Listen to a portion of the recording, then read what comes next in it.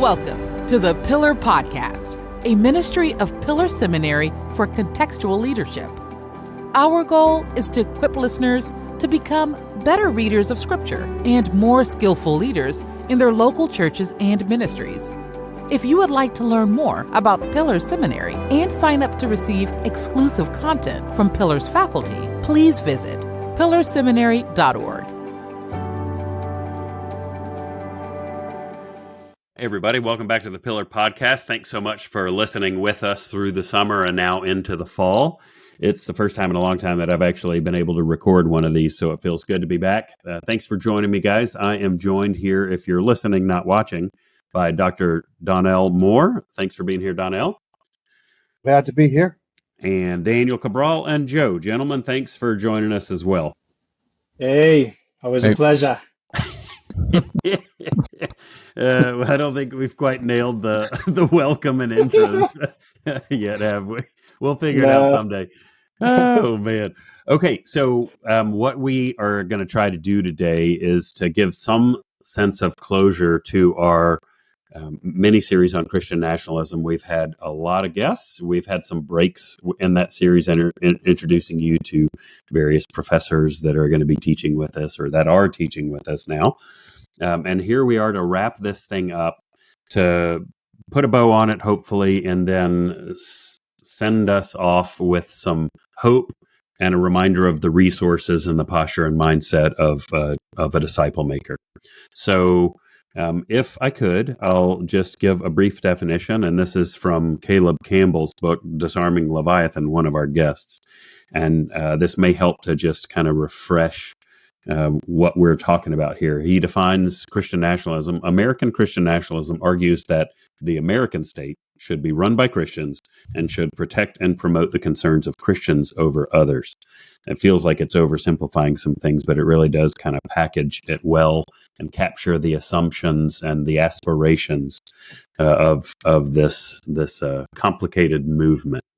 Yeah. So real quick, I'll just remind everybody listening of the guests and then some of the helpful resources from each of them here before we get to what our further reflections are, or even our experience of Christian nationalism or our learning about it since we recorded these podcasts so long ago too. So many months ago, it feels like forever.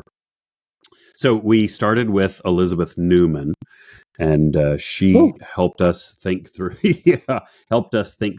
extremism, right-wing extremism, as a national security advisor and leader. And her resource that she was talking us through was Kingdom of Rage. I've read a good chunk of that, and it's terrifying and helpful. And, I don't know if any of you guys have picked that up, but it's pretty impressive.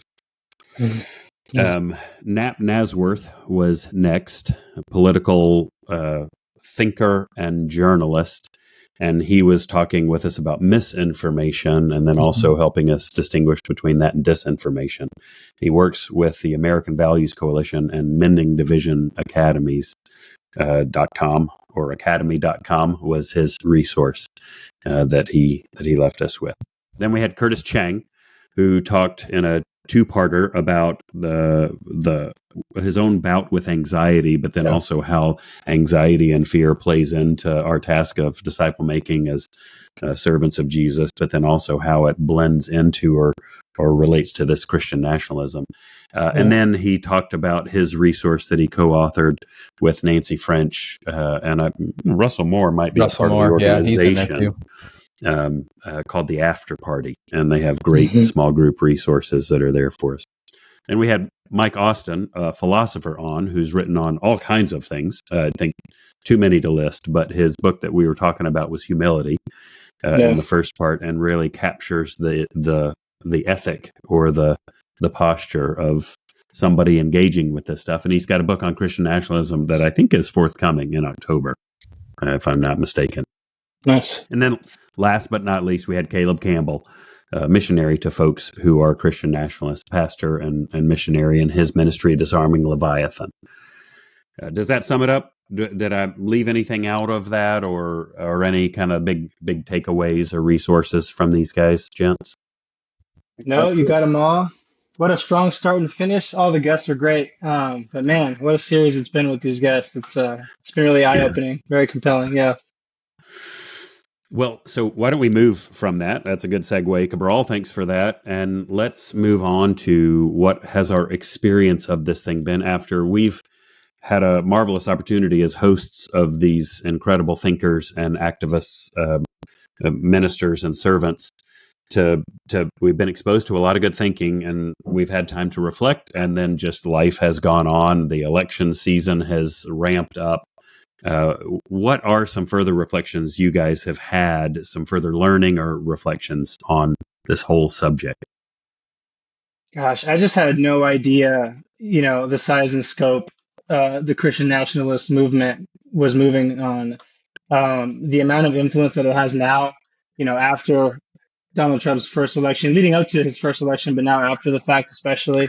Um, just it's insane to think about the amount of power that's being fought over Hmm. by people that we would call brothers and sisters, Hmm. in Christ. It's a scary thought. I recently watched that documentary God and Country on Amazon, and it really just paints a picture that just leaves you like, wow, there's so much work to be done within our Yeah. communities and our small groups and our church settings when we're communing with the people that we call brothers and sisters. There's just a Hmm. lot of work that needs to be done.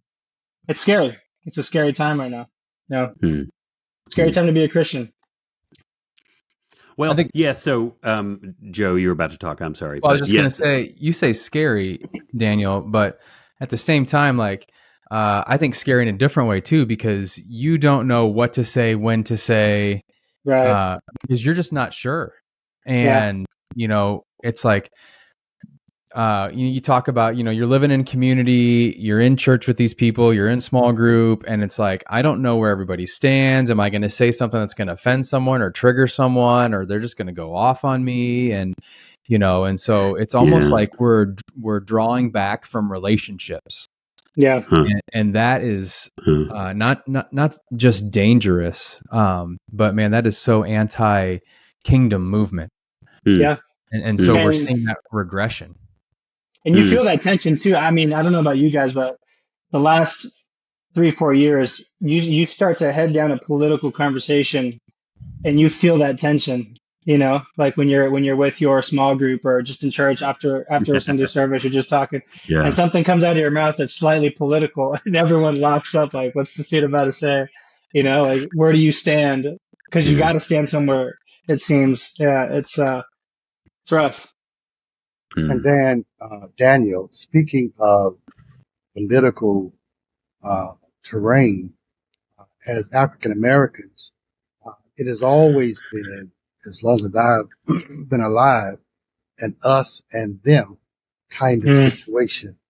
But now it seems more of just them.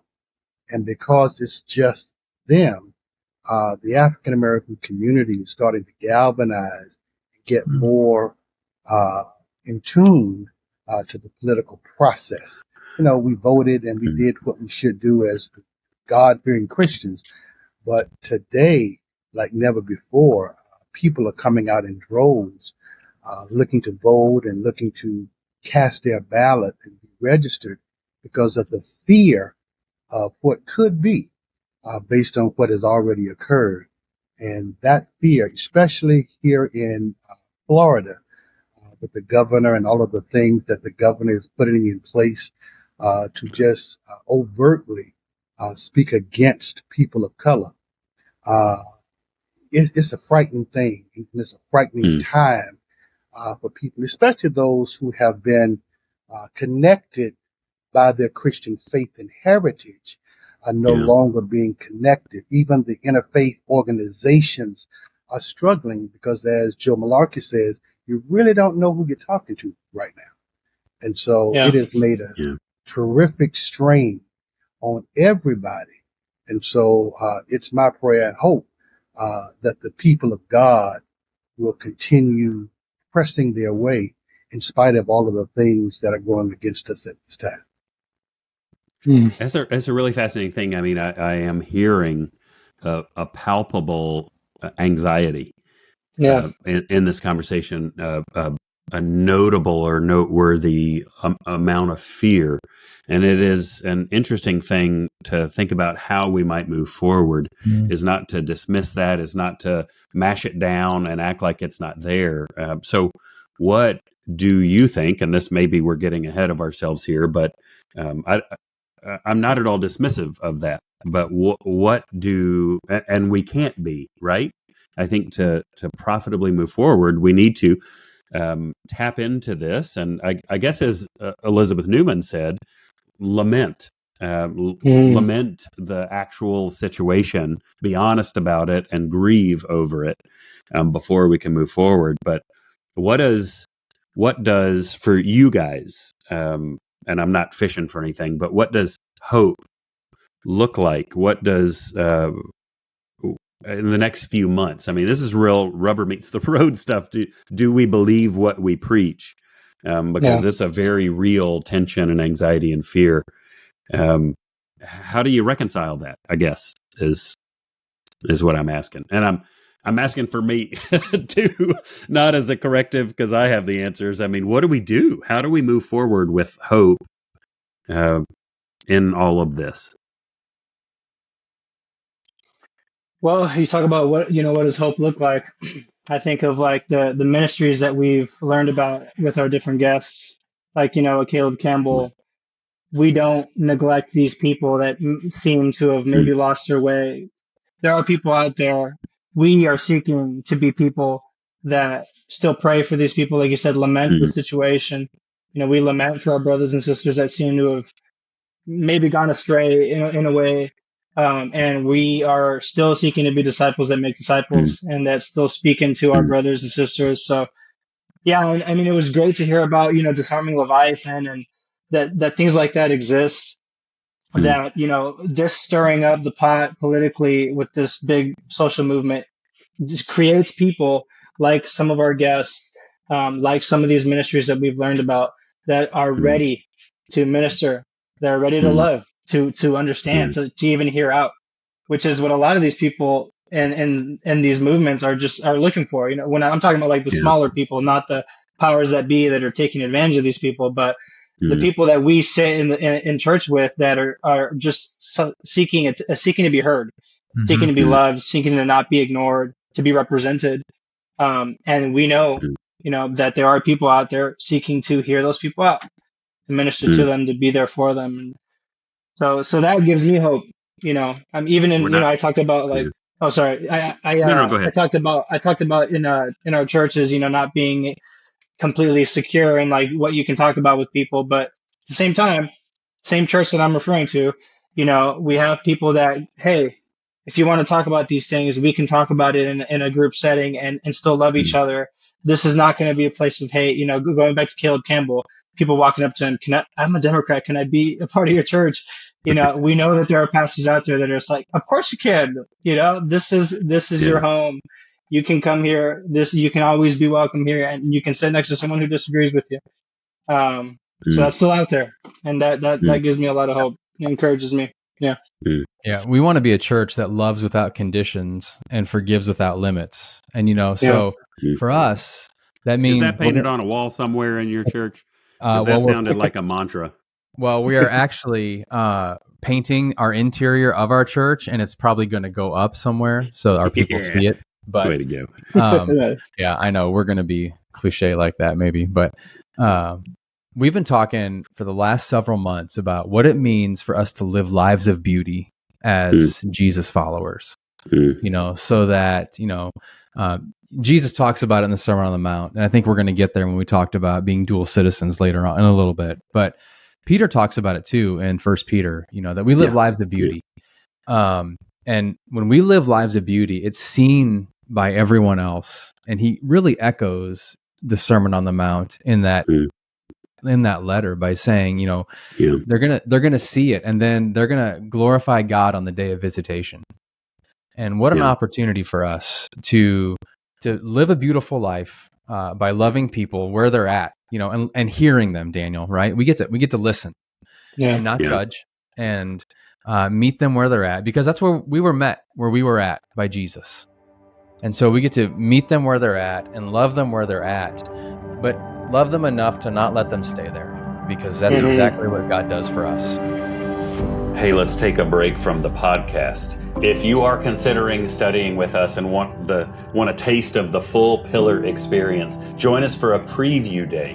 It's a live class and conversation with Pillar's faculty, president, and academic dean. You can learn about how to pay for seminary, and you can meet some of Pillar students and alumni. We'd love to see you there. Check out pillarseminary.org/preview to register for a free preview day experience. And you can get all your questions answered and any further details clarified emailing us at admissions@pillarseminary.org. Hope to see you there. Yeah, well, so, I guess I'm hearing this theme in a couple different ways. The opportunities, right? Curtis Chang talked about the anxiety opportunity, and that, I guess, is how this began, is what do we do with this anxiety? How do we let the Lord use it and redeem it as to serve these folks as missionaries, to really love our neighbor well, and to see this, to frame all of this as an opportunity for disciple making rather than something to be avoided, I guess, or a battle to be won. I am interested, though, maybe Donnell, if I could put you on the spot and follow up, as a white guy, what can we do to meet your communities where they are and serve them in this season? How can we work together? How can we help? What can we do to serve, to mitigate, or can it be mitigated against this fear, that growing tension? I was thinking, and being born and raised in the South, all of my upbringing until I moved away and started doing my adult life, all of that. We had a thing where we kind of knew where people stood. And when you know where people stood, you respected them for who they were. And you respected the boundaries that were mutually agreed upon, and life was good. In today's time, though, you just don't know where people are. Even in the South, you just don't know. And I'm sure that there's a greater sense of distrust because of the statistical reality that almost half the country would be in favor of one candidate and the other half of the country would be in favor of the other. And so when you look at those odds, it makes it very difficult for people of color to trust, because they don't know who the other half is, if you know what I'm saying. And so I think the key would be, as James Cone mentioned in many of his works, is that the litmus test is going to be coming into the community and working for the good of the community. And that's the way the African American community and people of color will know that your Christian faith and your Christian witness is for real. Because you know the difficulties and the risks that would be taken to come into a person of color community and to begin to give of yourself unselfishly to the cause of that community. Then I think the change will take place. But we still have that other side who are cloaking themselves, like wolves in sheep's clothing. And you just don't know. But I truly believe, though, that the love of God that's found in the people of God will inevitably cast out the fear.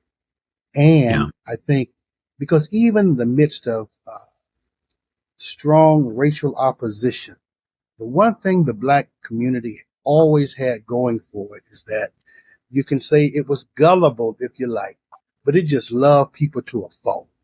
And as a result of that, would be persons that would vilify and harm you would back off because they see your heart, and and they see the humility. And so it's kind of hard to do wrong to people unless you are just deranged when they are trying to be open and loving to you. And so that's been the way the South has been. And I think we're going to have to get back to that as a people group. But again, invite those who are willing to take a stand for what is right for those who have been marginalized, and just work together toward a common goal, which is the goal that grab God a shovel and do the work alongside one another. Yeah. And it's interesting. Go ahead. Let me say this. Every time a hurricane comes, you don't know who's who because all politics are out the window and everybody is pitching in for the sake of those who are in harm's way. Yep. Yeah. That's what we got to get back to.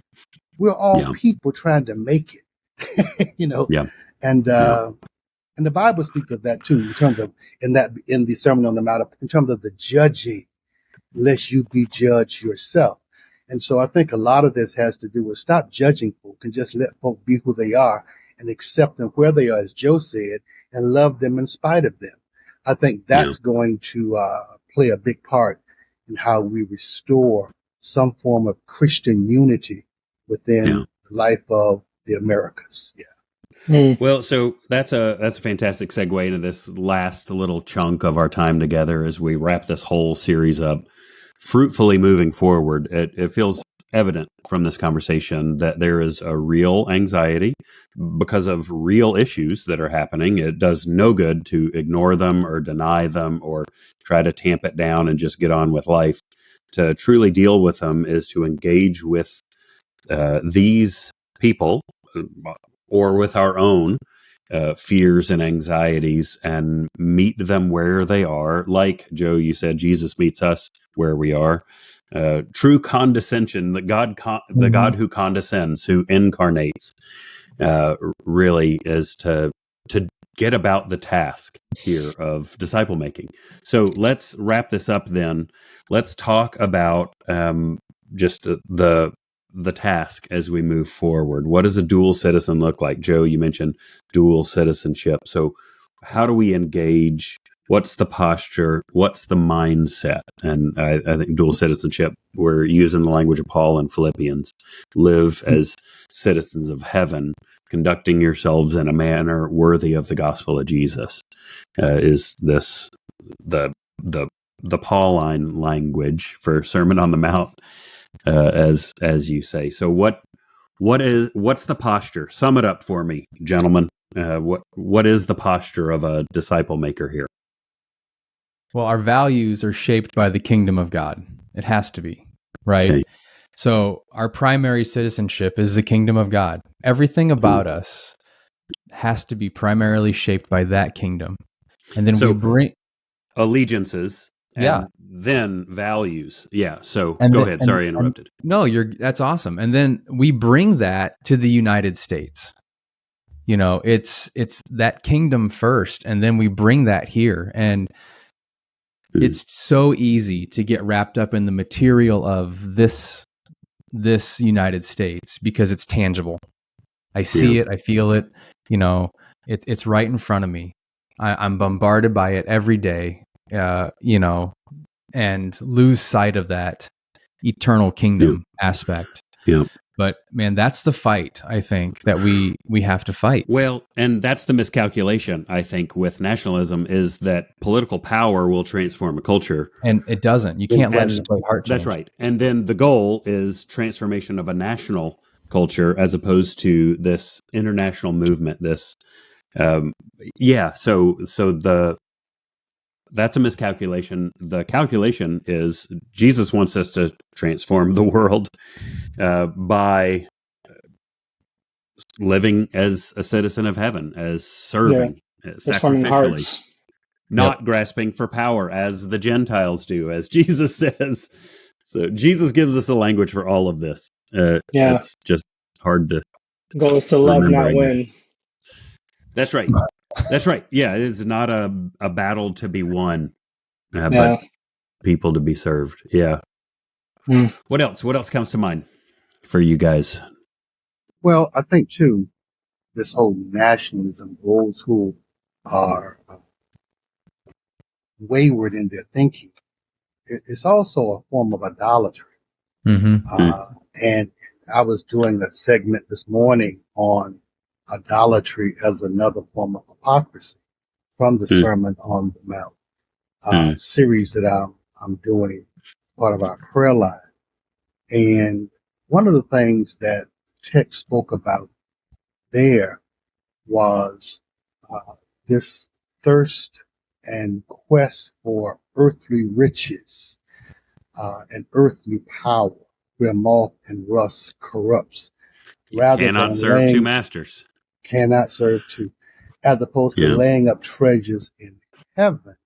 As Joe was saying, it has to be kingdom, heavenly focused. And so the whole idea then is, how do we get people, even in this economic driven society in which we live, how do we get people to really understand kingdom principle, stewardship? And I gave an example like this.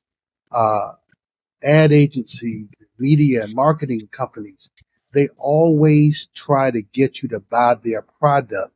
And the sad indictment is, the more you buy, the richer they get, and the poorer you become, and the more debt you accumulate.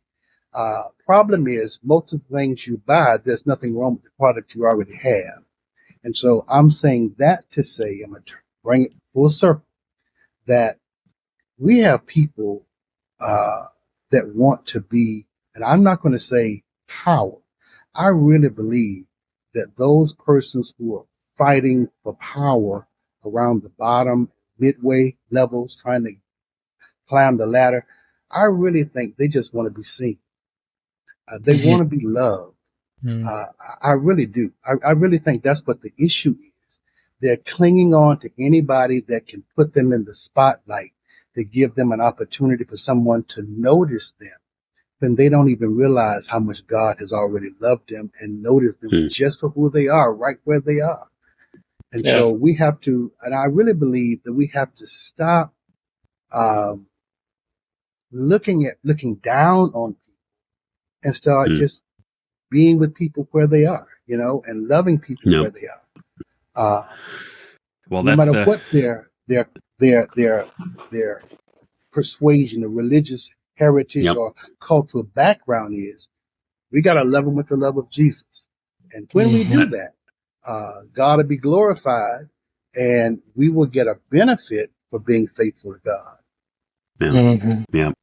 Yeah, that's the humility that Austin wrote about, that Jesus practiced and preached, and Paul advised to have the same mind of Jesus with this, who championed and modeled humility for us. So let's wrap it up. I think this is a profitable place to wrap things up. Maybe just a reminder of some really good possible next steps for folks who are listening. I think Caleb Campbell's How to Be a Missionary book, Disarming Leviathan, would be a really helpful and readable thing for folks who want to know what some next steps are. My wife has already read through it and loved it, and we're thinking of people who need to read it, but we can't give it away yet because I'm only halfway through it, but it's incredible. Also, maybe grab some folks and take advantage of the free study materials, small group or Sunday school class materials from the after party. I think that also looks like a really profitable way to learn how to love in spite of differences while not ignoring differences. I think that's probably also a theme here. We remain inevitably different, even the four of us here, and yet we have a task, a mission from God to participate in, and here we are. Hopefully, we've given some resourcing to be able to continue to do that, even in these perilous, anxiety-riddled times. Yeah.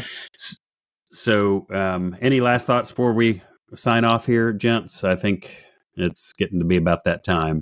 So Yeah, check out those resources. And if you haven't, if you're just checking this video out because it's the shortest one, go back and listen to the series. worth the work. Worth It's the work. worth Yeah. checking it out. Yeah, really great opinions. Yeah. People in different places of the world doing great work. So check out that miniseries. Yeah.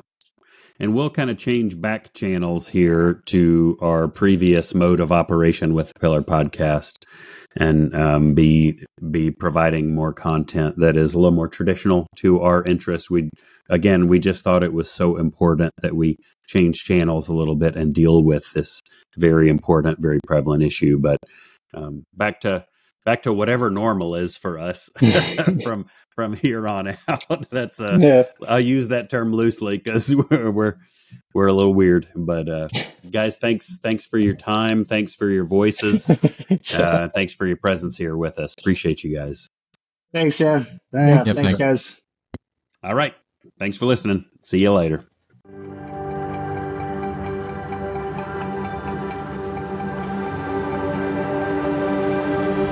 Thanks for listening to the Pillar Podcast, a ministry of Pillar Seminary for contextual leadership. Please visit us on the web at pillarseminary.org to find out more about our academic degree programs and non-credit learning opportunities.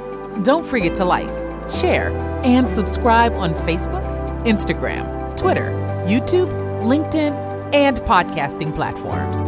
Thanks again for listening.